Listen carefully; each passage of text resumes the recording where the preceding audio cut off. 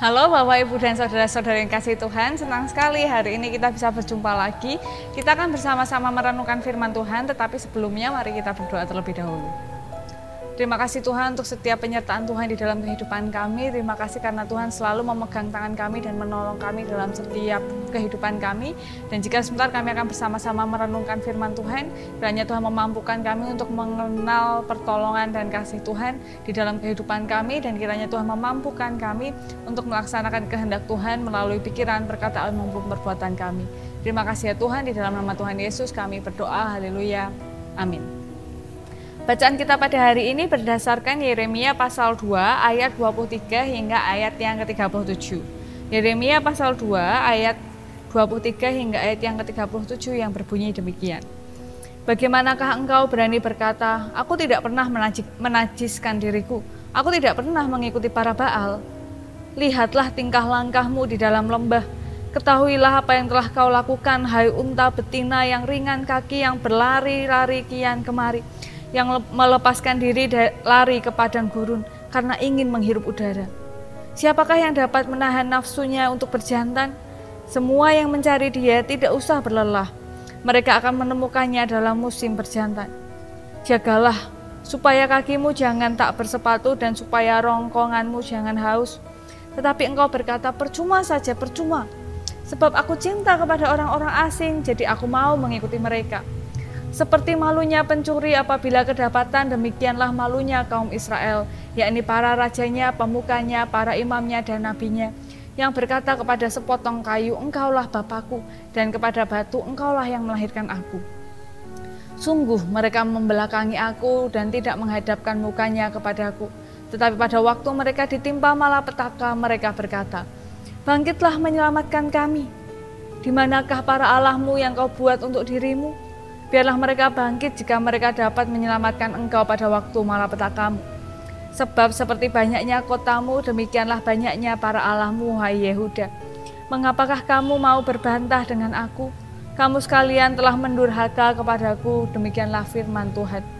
Sia-sia aku telah memukuli anak-anakmu, hajaran tidaklah mereka terima, pedangmu sendiri telah memakan habis para nabimu, seperti singa muda yang memusnahkan.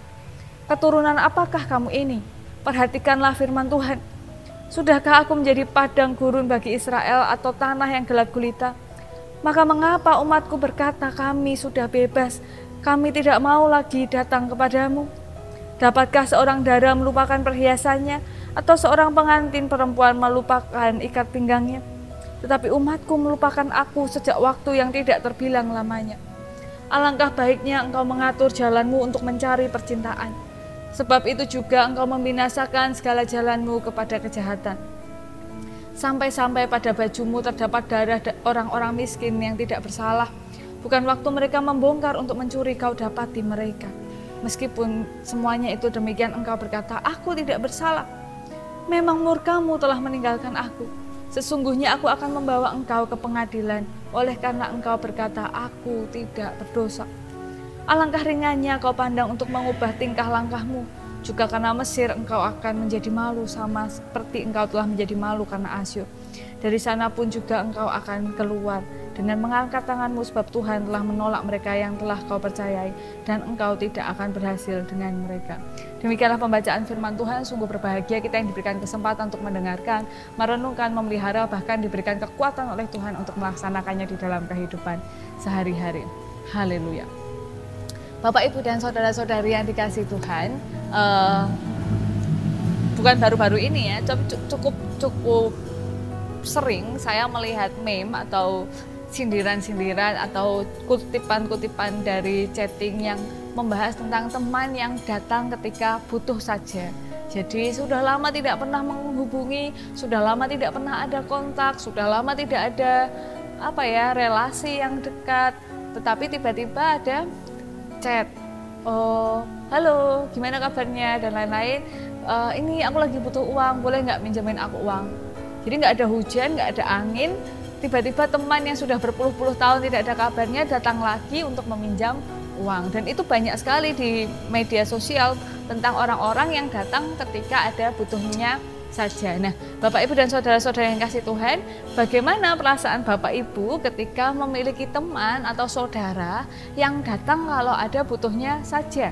Sedangkan ketika Bapak Ibu juga memiliki kebutuhan, mereka tidak mau menolong, atau bahkan ketika mereka tidak butuh bantuan, mereka memutuskan kontak.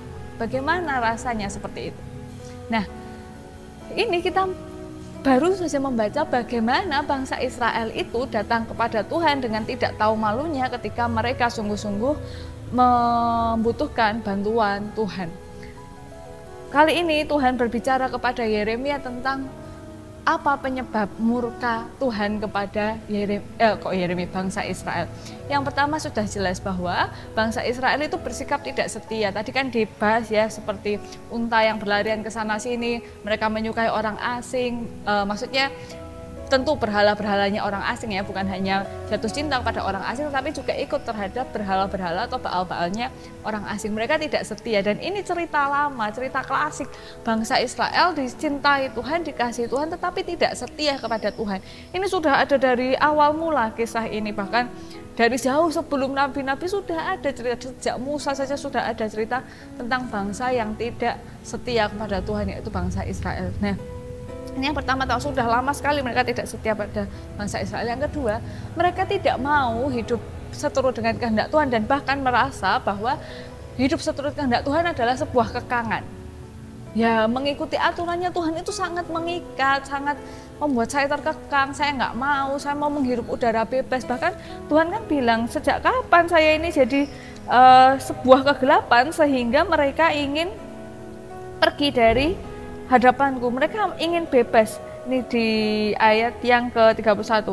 Sudahkah aku menjadi padang gurun bagi Israel, atau ke tanah yang gelap gulita, sehingga umatku berkata kami sudah bebas. Jadi seakan-akan mereka sungguh terkekang, mereka enggak mau gitu hidup bersama dengan seturut dengan kehendak Tuhan. Mereka menganggap Tuhan itu sebagai sosok yang mengekang, bukan sosok yang menolong. Itu yang kedua. Lalu yang ketiga adalah mereka ini tidak tahu malu dengan berkata bahwa mereka tidak bersalah, mereka tidak berdosa. Dikatakan bahwa mereka tuh melakukan kelakuannya, tapi mereka lalu tanya, ya memangnya aku ini salah apa? Ini loh Tuhan yang memang marah sama kami, bukan kami yang salah. Kan kadang gitu ya, Allah ini karena memang lagi nasibnya aja yang jelek, kadang memang ya ini adalah mikul salib, tapi kita kadang nggak tahu kalau ya itu memang adalah konsekuensi dari kesalahan kita. Jadi misalnya kayak ada ketahuan korupsi gitu, koruptor lalu dimasukkan ke dalam penjara, lalu story-nya atau statusnya adalah ya ini adalah salib yang aku tanggung. Ya enggak, itu kan bukan karena salib yang ditanggung, tapi itu karena konsekuensi dari tindakan mereka. Nah, dan ketika mereka ini melakukan itu semua, mereka itu nggak mencari Tuhan, mereka itu sibuk dengan Tuhan yang mereka ciptakan sendiri. Bahkan tadi kepada sepotong kayu, kepada batu, kepada apapun mereka itu sibuk, mereka nggak ingat ada Tuhan. Tetapi nanti ketika mereka mengalami penderitaan, mereka tuh tahu bahwa batu, kayu, dan baal-baal atau berhala-berhala yang selama ini mereka sembah itu tidak bisa menolong mereka. Dan akhirnya mereka kembali kepada Tuhan, meminta pertolongan kepada Tuhan. Dan bahkan sebelum mereka minta pertolongan pada Tuhan itu juga mereka minta tolong dulu sama bangsa-bangsa lain, minta tolong sama dewa-dewanya bangsa lain, tapi mereka tidak mendapatkan pertolongan, dan baru mereka meminta tolong pada Tuhan. Tetapi ada pernyataan, kok segampang itu, kok semudah itu bagi orang Israel untuk bolak-balik dari A ke B, B ke C, kok seakan-akan gampang sekali, kok mudah sekali mereka melupakan Tuhan, meninggalkan Tuhan, menyalahkan Tuhan, mau lari dari Tuhan, tapi nanti ketika butuh baru datang kepada Tuhan. Nah, mereka ini menganggap Tuhan itu siapa? Mengapa kok mereka semudah itu meremehkan, menggampangkan atau mengentengkan Tuhan?